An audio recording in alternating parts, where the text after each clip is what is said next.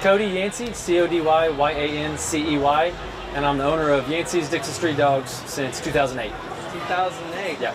All right, so let's go ahead and talk about how you got into this. How did you get into selling hot dogs on Dixon? I was in the Army for a little bit. I'm from Rogers, so local National Guard unit here, and came off a deployment 06, 07, so end of 07. I was ready to get back to school, going to college at the University of Arkansas, and just didn't want to return to my normal job, looking for something a little different, and had the idea of the hot dog stand. So got that ball rolling, started talking to some folks, and ended up opening New Year's Eve of 2008 going into 2009. Why'd you choose hot dogs? You know, I think after working outside with the military for a while, I think I kind of enjoyed that, and the idea of going back to a normal job. You know, I'd worked retail and restaurants and stuff like that.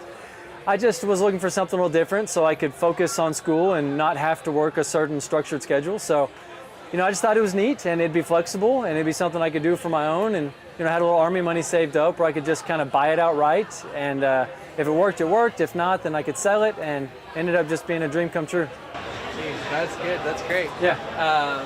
And so, I mean, let's talk about that transition going from, you know, in the military to this. I know some people are having trouble making that transition back into society. How was that for you, and how has that maybe benefited you? Yeah, I was fortunate enough to move up a little bit in the Army and become a leader of some people, and I think I got a lot from that. I matured a lot at a young age. I joined when I was 17, turned 21 when I was over in Kuwait. So I matured a lot at a young age, and I needed that in my early years of college, and I didn't have that. So that deployment pulled me out for a while. I was able to grow a little bit, become more of a leader, mature some, come back, and I was mentally prepared to start my own business and work for myself and have the discipline to do that. So a lot of the military helps me in my civilian life now. Didn't realize it at the time, but looking back, you know, I owe a lot of my attributes and my good qualities to stuff that I gained from the military. So now let's talk about your business. You've been here since 2008. Yeah. How has that been? How has that experience been for you? It's been very gradual, to be honest. You know, I'm so busy now, and I'm so thankful for it, but it wasn't like that at the beginning. You know, I started 2008, 2009 as a student, working just a night here and a night there, and then I graduated from the university in 2010 and started doing this pretty regularly and trying to build up a customer base, knowing that I'm going to be there every weekend. And then since then, it's just gotten better every year. You know, I was doing really well, and then COVID hit March of 2020, and I had to close for a year. So that's tough when you're employed. When you're self-employed, to close for a year, you have to find something to do, because I didn't want to start another business. I wanted to come back to this.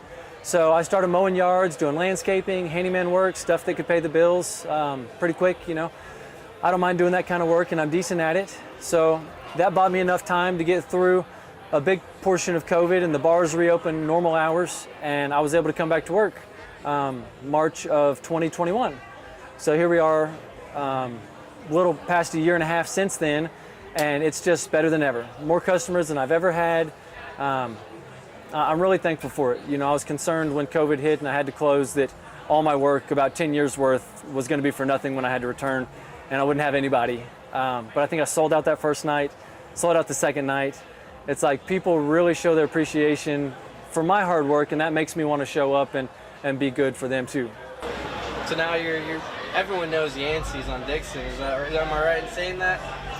I try to be humble about it, but I think I'm accepting of it. Yeah, I think it's become a thing. Yeah, where at one point selling a shirt from a hot dog stand or a hat or a hoodie would sound crazy to me. It's in really high demand now. The college kids love it. They think it's cool. They appreciate what I do, serving them food and helping them out when they need it. And it's become a cool thing where it's just the spot to be at the end of the night. So let me ask this, and you can answer how you like. How well has this done for you economically? Has this been a good business venture for you? Yeah, I usually tell people that it is my full employment. You know, so for the past almost 14 years, it's been my sole employment. At the beginning, it was really slow. Luckily, I had some military money coming in, paying for school, giving me some money to get by. And as I transitioned out of eligibility for that, this started getting better. And, you know, there were several years where I was probably making a lot less than I would have made with my degree that I got. But now I'm pretty comfortable with it, and it's super flexible for my family. and it's just the right fit for me. You know, financially it's good enough, and the flexibility for my family is just what I want, and the combination of the two is perfect. That's good. Well, so I'm going to kind of step back, I think, talk about more about your college life whenever you came here. So let me get this straight. Were you working the hot dog stand when you started in college? Is that what happened? Yeah, so I got off deployment at the end of 2007 and started this at the end of 2008. So I returned to school spring semester 2008, and I was there fall semester 2008, the whole time working on this plan, and was able to launch this Christmas break in between semesters. That was basically junior going into senior year for me. And then all of my second half of junior year and all of my senior year and the summer classes, I was running the hot dog stand while I was going to school. Oh my goodness.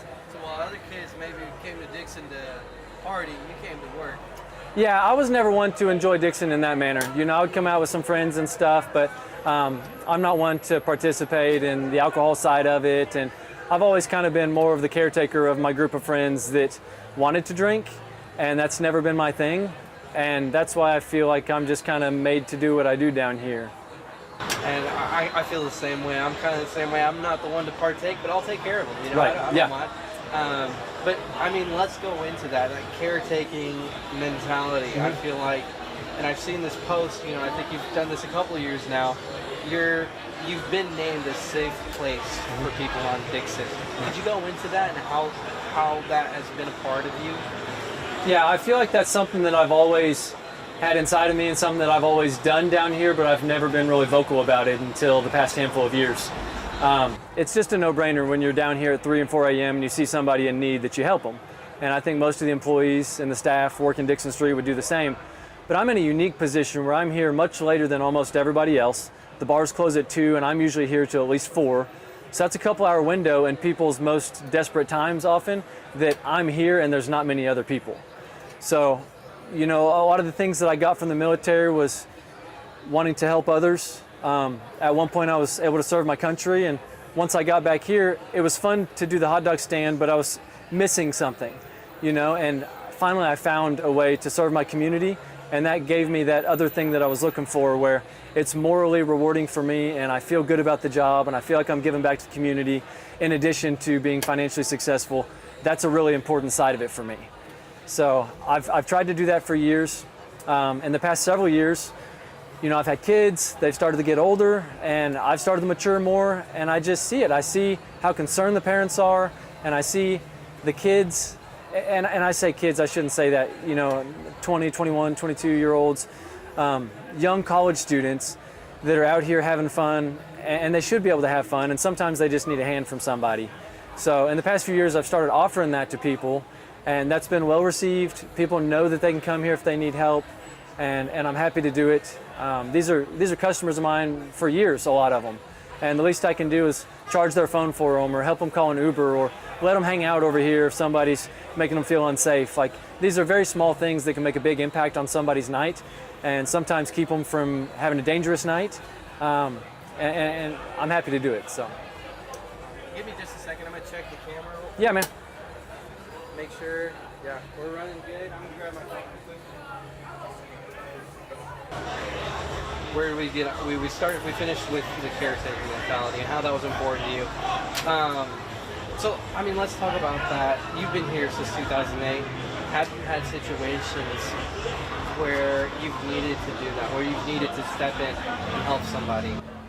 Yeah, it's a variety of things. Probably the most common is just somebody that's got separated from their friends and their phone's lost or dead, and they need to get home or reconnect somehow. So I offer to charge their phone. They can hang out here safely and charge their phone. Don't have to buy anything. I'm happy to have them here. Eventually they can send a text message or request an Uber and they're good to go.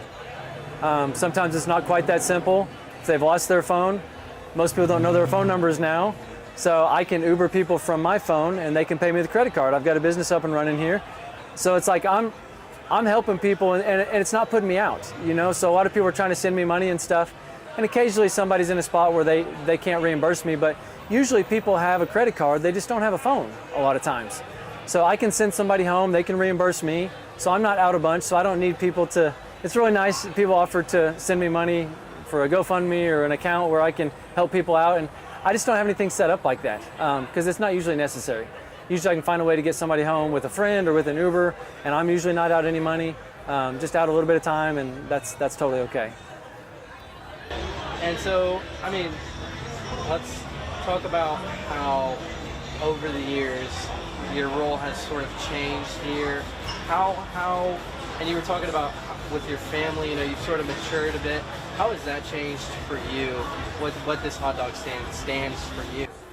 Yeah, I think one of the key moments when I decided I wanted to be vocal about being a safe place for people to come when they were in need is a lot of times I'll work move-in days where out of town, out of state parents will drop their kids off at the University of Arkansas, and I'll be there to provide hot dogs, and it's fun. I get to meet some new students and talk to parents, and I see how hard it is on the parents, you know, the moms and dads and the family that's there. And I've got kids of my own, and I just know I'm going to be on that day really soon. And in the blink of an eye, I'm going to be dropping my kids off. And if I know that there's somebody like me out there, somebody safe in their town, willing to help them, that'll make me feel just a little bit better. Now that said, you've still got to make safe choices. Like knowing that I'm here offering to help people, that's not an end-all be-all to do whatever you want down here. You know, I usually outline a few bullet points on things that I recommend doing on Dixon Street that I've noticed over the years that can help people be safer. So do those things, you know, take some personal responsibility and accountability and try to keep yourself safe. But if something happens in addition to that where you feel unsafe or you need some help, that's what I'm here for. Okay. You got so much knowledge, I swear. You're so wise. I mean, shoot, I would feel safe out here myself. You know? Yeah. But I mean, I'm from Springdale, and you said you're from Rogers. Yeah. And I feel like for me, my biggest thing has been, you know, deciding whether I wanted to stay in Northwest Arkansas or not. Yeah. Why have you decided to stay in Northwest Arkansas? I feel like maybe, you know, hot dog stands you can take anywhere. Why have you decided to stay in the place that you came from? I love it for a lot of reasons. You know, for one, it's home, and some people want to get away from that. And I had a chance to do that with the Army a little bit. And I saw some places, and I enjoyed traveling, but I love it here. For the things that I'm passionate about, my recreational hobbies, I like fishing, I like being out on Beaver Lake. I like mountain biking, and this has just turned into a mountain biking mecca. So for the things that I enjoy doing, hiking, floating, canoeing, taking the boat out, like these are all things that Northwest Arkansas is perfect for. Now we've had a rise and increase in price somewhat recently, but it's still pretty low on cost of living. It's really safe. You know, we're doing a story here on if people feel unsafe, but it's rare. That's one of the reasons that a lot of students come to Fayetteville, Arkansas to go to school is because it is a safe town. Now within that, of course, there's unsafe things that happen, but compared to a lot of other areas that are similar to this, it's a safe place. So it's a good place to raise a family. It's a good place for all my hobbies. My business has thrived here and I feel connected to the community. You know, all the things that I've tried to do outside of just making a hot dog with my business has been really well received and appreciated in the community, and that makes me feel good. It makes me want to stay here and keep doing it. That's amazing. Man, this is great. Thanks, man. Yeah. Shoot. Well, man, I think those are all the questions I had for you. I mean, have I missed anything? Shoot, I haven't asked you. What's your favorite thing to put on a hot dog? That's a good question. I eat way too many, probably at least one or two a night, so I do mix it up a lot. So I could give you my top 10 favorite real easy, but if you put me to it, my number one is chili, cheese, onion, and mustard. Yep. It's a good combination. Now let's talk about your prices for your hot dogs. Yeah. What are the prices? Have those ever changed? Yeah, I've done one price increase over the 14 years. I went from $3 to $4 on an all beef Nathan's brand hot dog. So for $4 you can get a hot dog with all the toppings you want for a hot dog combo, which is a hot dog, chips, and drink for $5.50, taxes included, cash card.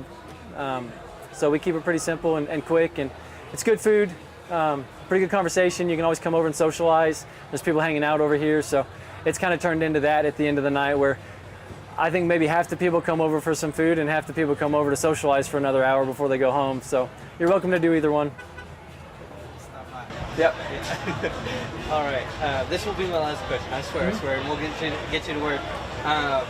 And so, seeing your post, I saw your newest post about new hires. I feel like this place is booming. You know, what kind of new issues are you starting to face? You know, maybe good issues with all this growth here? Yeah.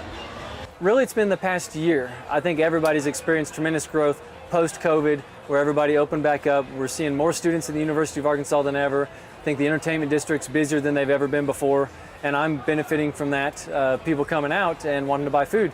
So my line's getting longer, the wait's getting longer, demand's getting higher. All those things are good, but you don't want it to exceed a certain point where you can't quite get to people fast enough. And that's kind of where I'm at right now. So I'm trying to staff up. I've got something in the works for a second location on Dixon Street, and hopefully we can announce that soon and get that staffed, and we'll be able to serve people hot dogs without having to wait too long and keep the thing going.